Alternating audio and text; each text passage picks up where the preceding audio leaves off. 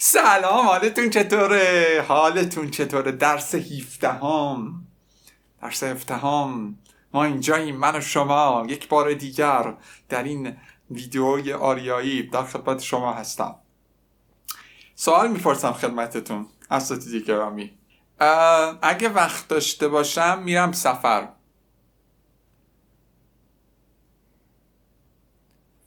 Si j'ai le temps, je partirai en voyage. Si j'ai le temps, je partirai en voyage. میخوای با من بیای؟ همونجور که کلوه گفت و اینا. Tu veux venir avec moi? Tu veux venir avec moi? میتونیم یه قهوه بخوریم اگه تو میخوای. On pourra boire du café si tu veux. On pourra boire du café si tu veux. نظرت چیه با هم دیگه بریم؟ Et si nous allions ensemble? Et si nous allions ensemble? تو با قطار میری اونجا؟ Tu y vas en train? Tu y vas en train? بریم گوش بدیم درس جدید. On va écouter la conversation du 17e jour. Il est tard. Je vais partir. Quelle heure est-il? Il est 10 heures de soir. Moi aussi. Monsieur, l'addition s'il vous plaît. C'est pour moi, je t'invite. Pas question, c'est moi qui paie. C'est mon anniversaire et je vais payer un point, c'est tout. D'accord, je vais payer la prochaine fois. Tu peux m'accompagner si tu veux. C'est une bonne idée, j'ai besoin de marcher. Pourquoi? Parce que j'ai beaucoup mangé. Tu es drôle, moi aussi j'ai besoin de marcher pour maigrir. Mais arrête, tu es en pleine forme. C'est gentil de ta part. Tu vas acheter des billets? Demain, il y a une agence de voyage près de chez nous. La question que je vais vous poser. Qui va payer l'addition? Chloé ou Victor? C'est Chloé qui va payer. Pourquoi c'est Chloé qui va payer? Parce que c'est son anniversaire. Chloé rentre toute seule ou avec Victor? Chloé rentre avec Victor parce qu'il a dit tu peux m'accompagner si tu veux. Pourquoi Victor a besoin de marcher? Pourquoi Victor a besoin de marcher? Parce que il a beaucoup mangé. Victor pense que Chloé est grosse. C'est faux. Il dit que tu es en pleine forme. Donc, il ne pense pas que Victor, il ne pense pas que Chloé est grosse. بریم شروع کنیم. دیره. Il est tard. Il est tard. tard بچه میشه دیر. زود میشه تو. Il est tôt مثلا میتونیم بگیم زود. Il est tard. Je vais partir. Futur proche. من میرم دیگه. آقا ما بریم. ساعت چنده؟ ساعت نچدی؟ Quelle heure est-il? Quelle heure est-il? با ایله بچه ما همیشه ساعت رو میگیم. اله و اینا دیگه نداره. که il est 10 heures du soir. ساعت 10 شبه. Il est 10 heures du soir. پس همیشه ساعت رو با ایله میگیم. il est 10 heures du soir. میگه منم همینطور. moi aussi. آقا صورت حساب لطفاً. Comment on dit صورت حساب en français? C'est l'addition. L'addition s'il vous plaît. L'addition s'il vous plaît. آقا لطفاً صورت حساب ما رو بیار. داداش صورت حساب ما رو بیار. C'est pour moi je t'invite. صورت حساب من پرداخت میکنم. اینجا کلوه میگه صورت حساب مال منه، یعنی من پرداخت میکنم. je t'invite. مهمون منی. بعد میگه pas question. ویکتور میگه حرفشم نزن. c'est moi qui paie. این منم که پرداخت میکنم. pas question یعنی حرفشم نزن. بعد کلوه میگه که c'est mon anniversaire. C'est mon anniversaire. تولد منه et je vais payer.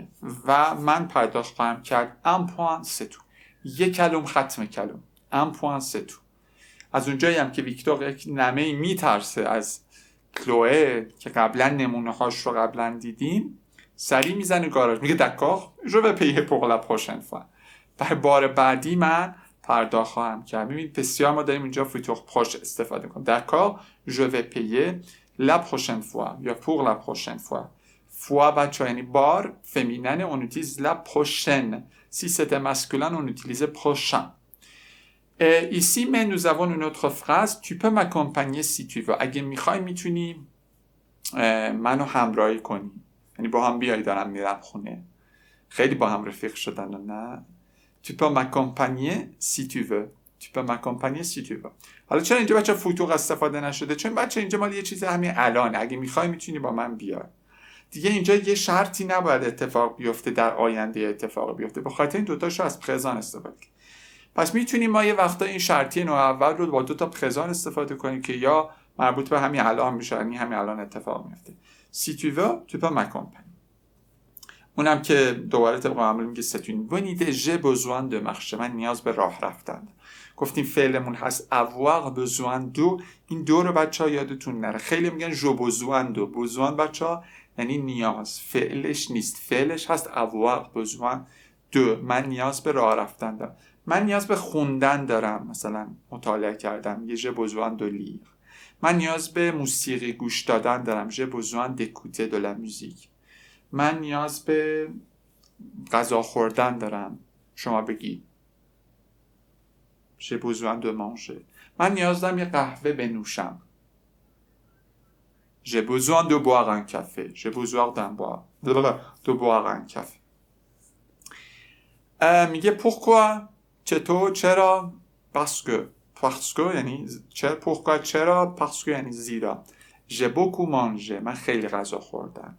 j'ai beaucoup mangé. گفتیم که اون وقتی مقدار رو میخوایم قید بذاریم معمولا بین اگزیلیر کانتیته بین اگزیلیر و پارتیسیپ پاسه قرار میگیره. نمیگیم j'ai mangé beaucoup، میگیم j'ai beaucoup mangé. parce que j'ai beaucoup mangé. برای اینکه زیاد غذا خوردم. parce que j'ai beaucoup mangé. این هم میگه که تو با نمکی و تو درول زندگی شیرین شود دیگه با مهربانی ها.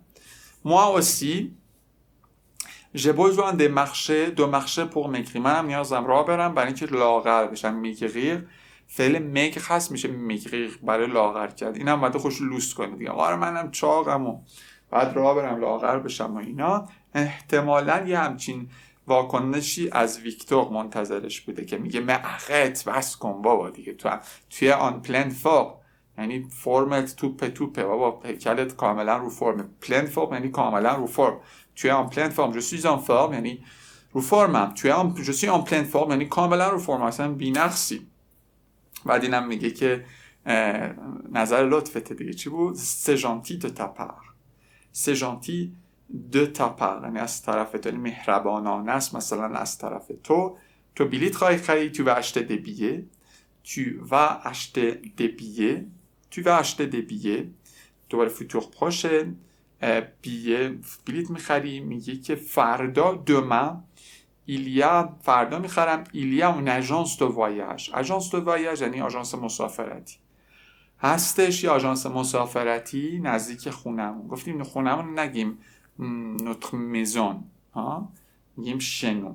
il y a une agence de voyage près de chez nous. بچه میبینین اصلا از کجا رسیدیم به کجا؟ یه دونه میخواستن با هم دیگه برن غذا بخورن، چقدر با هم دیگه پریدن، حالا هیچی الان دوست شدن و میخوام برم مسافرت و این آدم از سر از کار این جوونا در نمیاد. البته این شکلی باقی نمیمونه. میدونید که اولش این جوونا خامن نمیفهمن. On va écouter une autre fois. Il est tard, je vais partir. Quelle heure est-il? Il est 10h du soir. Moi aussi. Monsieur, l'addition s'il vous plaît. C'est pour moi, je t'invite. Pas question, c'est moi qui paie. C'est mon anniversaire et je vais payer un point, c'est tout. D'accord, je vais payer la prochaine fois.